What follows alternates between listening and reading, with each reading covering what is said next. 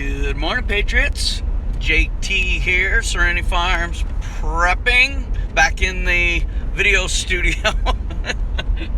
So, like many of you, I follow several different channels. I like one, Full Spectrum Survival. Brad has some really good insights on things, creates some good debate. And a week or so ago, I was, watched one of his videos, and he always asks that a person comment on one other person's comment. And I like that as well. It helps an algorithm, gets discussion going, just makes people think, hopefully. Well, someone made a comment. It was about a gray man, but I'm not really going the gray man route. It was somebody that had talked about food and having enough food, being prepared, and eating each day. And there was a person who said that they were preparing for the coming food shortages by eating one meal a day. I commented that that's not going to cut it. That won't even come close to being enough calories for all the work that is going to be required every day, 16 hours a day. Now, this person lived in the city. They worked at a warehouse type situation. They were moving 40-pound items, packages, and they ate at night after 12-hour shift. I replied that while that was notable, it wasn't nearly the amount of work that was going to be required in an SHTF or the calories necessary to supply the energy on a daily basis for those requirements. And I went on to list what I know many of the requirements where I am is going to be, which involves getting up extremely early, cleaning the barn, feeding the livestock, collecting eggs, filling water barrels at 40 pounds each, hauling those for the animals and the people. Then it will consist of, if it's my turn, security patrol for 6 or 8 hour shifts, walking non-stop this time of year through deep snow. Very calorie intensive.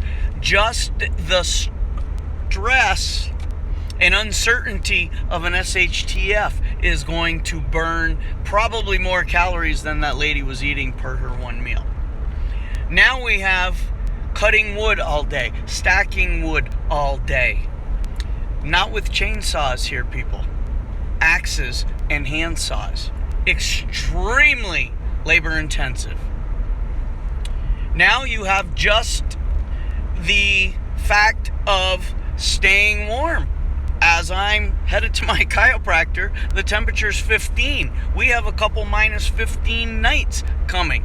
And it's not even February, which is our coldest.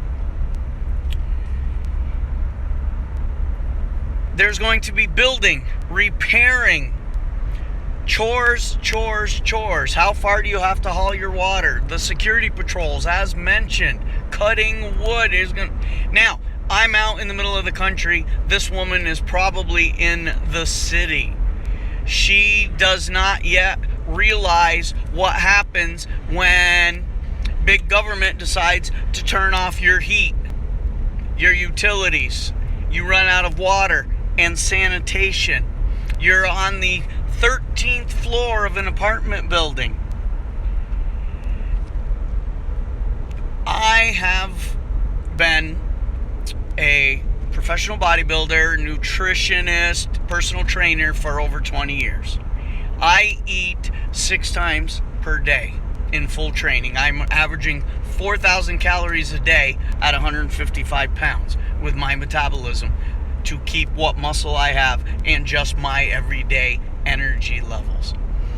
Over the course of the last 6 months, I knocked that down to 3 meals per day, trying to maintain the same amount of calories and simulating what it's going to be like when the SHTF happens. I currently burn wood and have the animals and the chores, and I walk my property daily, but only for an hour and a half, not 6 hours. And I don't have the added quote-unquote stress and uncertainty if I'm being watched, if someone's coming to take our stuff, take me away to a concentration camp, etc., etc., etc. Okay? I understand that I won't be able to eat 4,000 calories a day, and my weight training will probably cease to exist when an actual SHTF comes down. Still going to be a minimum of 3,000 calories a day. Folks, the average person needs 2,000 calories a day just for bodily functions. If you sat on the couch for 24 hours, like many do, just sitting on the couch for 24 hours, your body is going to need between 1,500 and 2,000 calories for bodily functions. People seem to forget their body is a living organism. All right? I have more muscle than the average person. Muscle's alive. The body has to feed that. They hate feeding extra muscle. Fat requires no work. It sits there. Reduce your calories too much. That's when you see overweight people all the time, because their body stores everything they eat as fat, because the body's first priority is self-preservation. And if it thinks you're not going to eat again, it stores it as fat. Your body needs ample protein for nails, skin, hair, internal organ functions. All your organs are surrounded by fat as bumper cushions. Your body will not give that up.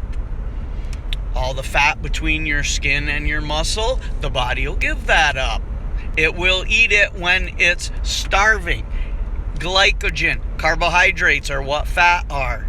They will send it down to the liver. The liver will convert it into glycogen, and it will send it predominantly to your brain, because the brain needs glycogen to function.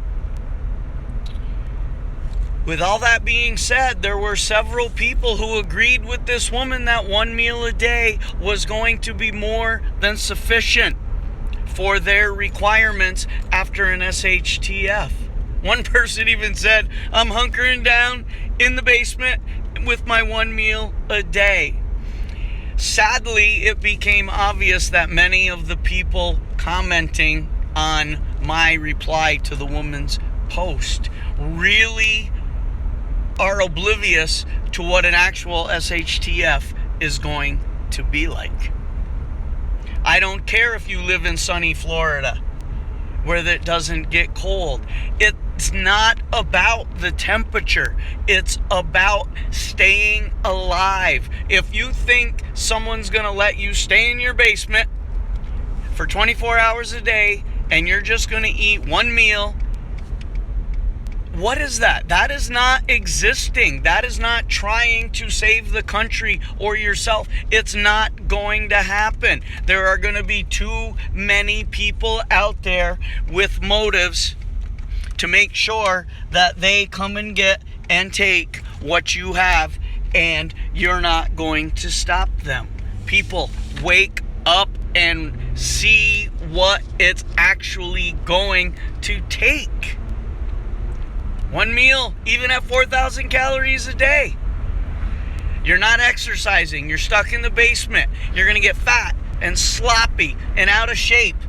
And you're going to be easy pickings. Wake up, people. Like, share, subscribe, comment, notification bell. But for now, JT, signing off.